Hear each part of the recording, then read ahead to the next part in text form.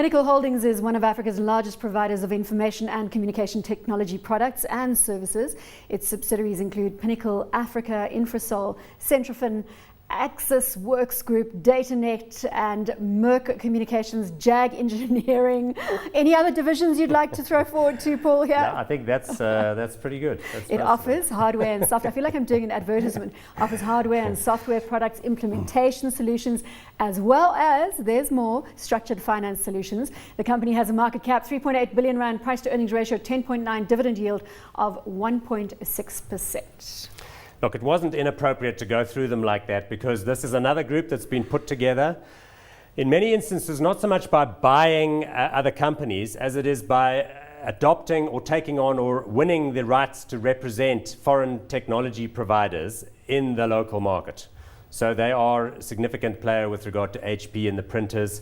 Remember, Pinnacle has its own quite visible brand, and that's ProLine. I think everybody's familiar with the ProLine desktop computer range. So they were one of those that brought their own stuff into the market. And if you had bought it in 2009, you would be smiling all the way to the bank if your position was large enough. Absolutely. And this is one of those sort of smaller stocks that got big on us and which is now ranked amongst the most successful companies. 10-bagger. It's the 10-bagger of the past. In recent years. So people will talk about how if you got into this one early, then you didn't need to be in anything else. Paul, Very did good you CEO. time this one?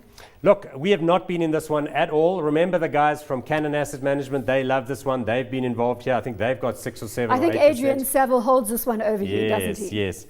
In recent months, it's shown a little bit of a crack. The recent results perhaps not quite as good. And remember I mentioned there that more and more corporates are going on to tablets for their sales staff. More and more individuals, instead of buying small businesses, instead of buying more and more desktop PCs. Who uses a desktop PC in this day and age?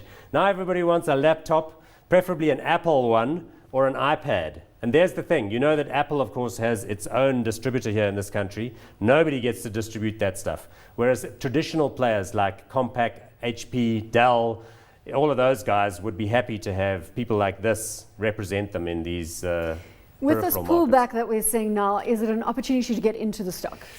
I don't know. I think you want to wait and see what happens with the sales trends. I think the results weren't bad. It was just more a sense that perhaps people expected a little bit more. The other thing worth saying about this company... Well, the market company, tends to get over-enthusiastic about an ongoing story that is gathering momentum. True. And I think maybe it does start to kind of represent a point at which people say, well, where exactly are they going to deliver the growth from? But there are 2 more points I want to make quickly about this company. You've got to make them quickly. Currently trying to buy this thing called Datacentrics. Not this thing, another listed company called Datacentrics.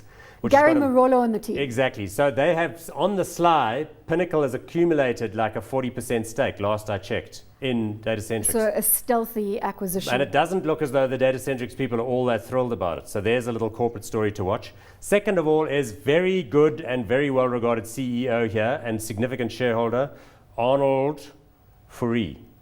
I thought you were going to forget his name.